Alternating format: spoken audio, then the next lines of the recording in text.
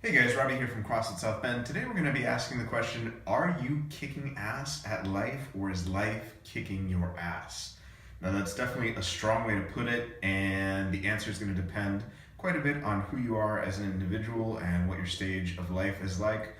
But really what I'm trying to get at when I ask this question is our definition of what counts as optimum health. So a lot of us have just settled for a life where we get by, where we are tired throughout the day, our energy crashes, we're cranky, we've got cravings, you've got those aches and pains that just kind of stick around, you've got these health conditions that aren't really getting resolved, and we say, oh, but I don't get sick that often, so I'm okay. And we've essentially defined health as not having any symptoms or not being sick. And that's a really, really unfortunate way of characterizing health.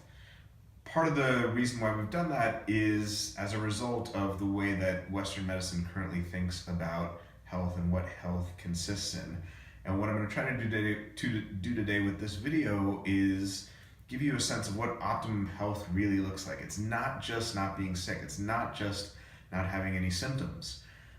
That's an important component, but it really doesn't get you enough that you might want out of optimum health. And when you get to the point where you're actually healthier than just having no symptoms whatsoever, and you get to maybe close to this 100% function side of things, you're kicking ass at life. You're not just surviving, you're thriving.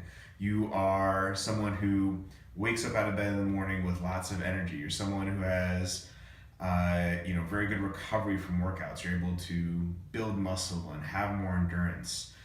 You have energy all throughout the day. You don't have significant cravings. Your skin looks great. Your blood sugar doesn't crash. Your digestion is fantastic. All of these things aren't just okay or adequate. It's not just that you're getting by, but you're kicking ass at life. Your stress response is fantastic. So that's the type of health that we want to strive for. We don't want to just settle for no symptoms and therefore I'm healthy. Okay, so let's talk about this wellness meter right here. So this is adapted from Dr. Michael Pincus, who initially came up with the idea of a wellness scale going from 100% function to 0% function. His was originally done as kind of a list. Mine is done a little bit of as a semicircle of sorts. So let's talk about the different pieces of the puzzle here. So first thing I want to draw your attention to is 100% function. Now you'll notice that no symptoms is somewhere in the middle between 0% function, which is death, and 100% function which is you kicking ass at life. So no symptoms is what we've equated health with, or not being sick. I have people say to me all the time, well, I never get sick. How could there be anything wrong? Well, you being sick isn't an indicator necessarily of things being wrong. People who are healthy can get sick. People who are not healthy can get sick.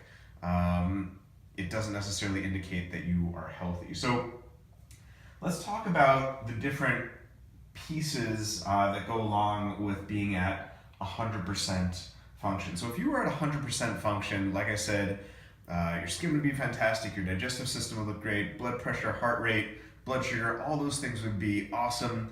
You would be, in terms of how you feel, you'd have energy throughout the day. You'd be able to deal with stress as it comes along. You'd be able to sleep throughout the night like a baby, just feel great. You have no problem digesting food, no sensitivities.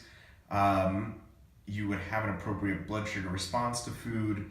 Your thyroid would be working optimally. You would be recovering from workouts. You would have a good and healthy libido. You would be able to have kids if you wanted to from a fertility perspective, assuming there's not something deeper going on medically. From a hormonal perspective, your hormones would be primed to conceive if that's something that you were looking to do. And beyond that, other things would be happening. Your cells would be protected. This is where your body seeks out and destroys abnormal cells as they come up. So all of us produce abnormal cells at one time or another, whether they're precancerous cells or all of us actually have, depending on our genetic inheritance, we produce antibodies to our own tissue. Now, not everyone who produces antibodies to their own tissues, whether it be their own thyroid or pancreas, or myelin sheaths of their nerves or something like that, actually ends up getting an autoimmune disease. What's the difference between the people who produce antibodies and don't get an autoimmune disease and people who produce antibodies and do get an autoimmune disease? Well, there are a lot of different factors, but one of the factors is that people who get an autoimmune disease are far over on this side of things, and people who don't get one are far over on this side of things. So having that cell protection is really important. Cell rejuvenation. When your cells are damaged or they need repair, your body repairs them very easily and quickly. When you have a really intense workout, you are able to recover as needed from that workout through cell rejuvenation. You have a healthy immune system. Now, this is part of where people get this idea that if you're not sick, you must be healthy. It's not strictly speaking true, but there's something to it. If you get sick, you recover in a few days or a week or something like that, and ultimately you feel better. It doesn't knock you down for the count for a month. You're not one of these people who perpetually gets sick and is overworked at their job and doesn't sleep that much, has these chronic and constant respiratory infections. And you have high energy. You're someone who has lots of energy throughout the day. People will say, well, my energy is not so bad, so it must be okay. Well, that's not what we're looking for. If you are at 100% function or close to 100% function, assuming there's nothing, genetically wrong, or you haven't had some previous metabolic condition, let's say, where, your gallbladder had to be taken out or something like that. If everything is working as it should in your body and everything is operating at full capacity, you should be feeling awesome. You shouldn't just be surviving, you should be thriving. So you should have lots and lots of energy throughout the day. You shouldn't have to pop an energy shot. You shouldn't have to use caffeine. You shouldn't have to use sugar to make it throughout your day. You should naturally have high energy in the morning, and you should be ready to go to bed when it's time to go to bed at night. Now, this is what we have come to accept as health. No symptoms. This is what the Western medical paradigm has said is health. Well, you go into your doctor and you get a blood test and nothing is acutely medically wrong with you, or nothing is clinically wrong with you, but that doesn't mean things are okay. I've talked about this so many times when it comes to cholesterol or thyroid health or blood sugar. There are so many ways in which clinically something might not be wrong from the perspective of Western medicine, where an intervention of drugs and surgery is necessary, but you're not at your best. This is very much true of cortisol. We've talked about that before, where you might not have Addison's disease, where your cortisol is incredibly low and that requires medical intervention, but there's a whole spectrum. In fact, there are so many more people who have HPA axis dysfunction, otherwise known as adrenal fatigue, that can lead to not necessarily a medical diagnosis, but them just not feeling great. So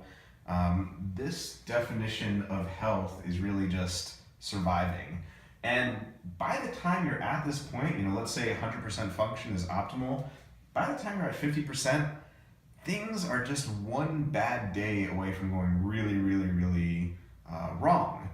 A car crash, death in the family, losing your job or something like that. When you're here, you can deal with those situations much better than you can when you're here. Here, you're just waiting to have the wheels fall off the wagon, and this is usually where people start to feel not so great. So once people have been here for a while and something bad happens, they go to this next stage, which is 40% function, low energy and fatigue. And how many of us are dealing with that today, right? Where you're stressed out for your job, you're not sleeping enough, it's all you can do to get up in the morning, you get the 2 p.m. slump, and give all these energy shot companies lots and lots of money, even though we all should internally have all the energy we need to get throughout the day. This is what happens when you go from no symptoms to the next stage.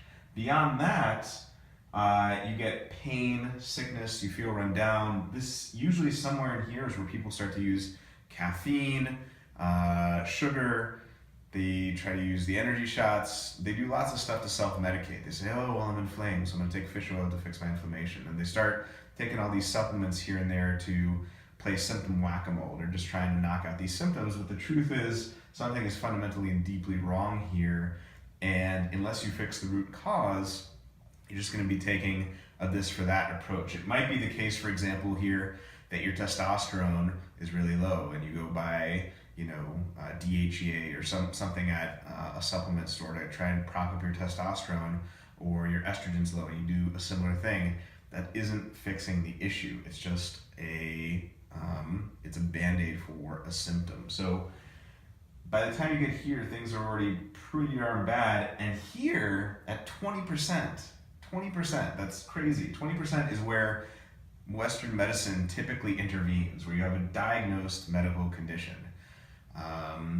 Hypothyroidism, Crohn's disease, ulcerative colitis, Graves' disease, multiple sclerosis, rheumatoid arthritis, lots of different not good conditions that can lead to even worse and more serious types of conditions that we'll talk about. This could be type 2 diabetes here. So look at how far you have to fall to get to the point where medicine is going to jump in and do something about it.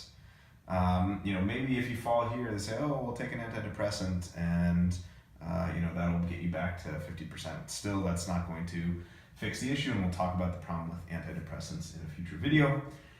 But it's really almost amazing to think how far you have to go from, true optimal health, even beyond the point of just merely surviving, to have Western medicine even do anything about it, to get to the point where you have a diagnosed medical condition where there starts to be some sort of intervention with drugs. And then when you get to a serious condition, depending on the severity of multiple sclerosis or ulcerative colitis, or even cancer, let's say, hopefully not, where you might even need surgery or some serious medical procedure like chemotherapy or something like that, things have gotten really, really, really bad. And make no mistake about it, if you get to these points, Western medicine is what you want to help get you out of them, and what you're going to need to acutely save you in these situations. But what about all this? What about all this from 100% to 20%? What do we do there? Do we just say, look, I don't know, Western medicine can't fix it, so we're just not going to do anything about it? This is where nutrition and exercise and sleep and stress and getting your adrenal hormones and your digestive system and your liver detoxification and your neurotransmitters and all those things in line makes a huge difference. Western medicine, make no mistake about it, is going to keep you from going from 20% and 10% to 0%, which is death most of the time, hopefully. And that's good, right? We don't want to be left here and just feel like it's inevitable that we have to die. But what about all this? We need help with that. And unfortunately, Western medicine has very little, if anything, to offer us from pretty much 30% on. I mean, you could even argue 20% on, but being generous, let's say 30% on, Western medicine really doesn't have much to offer. It just says you're not sick, so we can't do anything. So what we want is we want to kick ass at life. We want to thrive. We don't want to just survive. So don't identify no symptoms and not sick with health. This is health. This is optimal function. Maybe in today's world with all the environmental chemicals and all the stress we're put under and all the many things we have to do, multitasking and whatnot, maybe we can't get to 100% function all the time. That's certainly possible. But I'm willing to bet we can get pretty damn close. Maybe not all the time, but a lot of the time. And pretty damn close is still a lot better than this. Even if you're at 90% most of the time, that's still a lot better than no symptoms. So what are the takeaways that you should take from this chart? So if you take nothing else away, no symptoms and not being sick does not equal health. That's just surviving. It's kind of the equivalent of, if you use a financial analogy here, this is being hundreds of thousands of dollars in debt. This is having no debt, but having zero money in your bank account. And this is being financially stable. This is where you can, pay for all your bills and, buy some nice things if you'd like, where everything's working the way it should. I don't think any financial advisor in their right mind would say, if you have no debt, you are financially in a good place. That's true only if it's accompanied by you have something in the bank. If you have zero debt and zero income, that's not a good financial situation. Of course, no debt is better than some debt, but you don't want to have zero debt and not have any income or any financial stability either. So that would be the equivalent here. So if you take nothing else away from this, realize that no symptoms and not sick does not equal health. Another thing to keep in mind is that by the time you start self-medicating, we're right around here, this 30 to 40% side of things, with caffeine, sugar, sleeping pills, energy shots, what have you, things are already really bad. A lot of times we think of symptoms as a sign that something's about to go wrong, and that's true, but it's only true in the case of acute conditions. Once you have symptoms for chronic conditions, that's a sign that something has already gone wrong. So what do I mean? So take something like cancer. When you start having symptoms for cancer, that's a sign that usually that's when people go to see their doctor and they find out, oh, I've got cancer. So it's a sign that something acute is on the verge of going wrong or has been going wrong.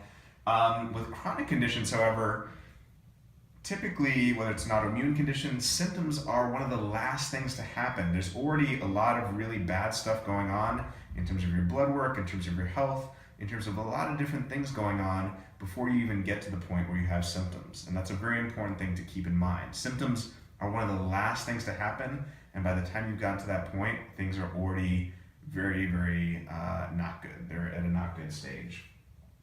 Like I said before, medicine only intervenes with drugs and surgery near the end when you can't avoid them. Again, is it a good thing that we have something to stave off death when we get to this point? Of course.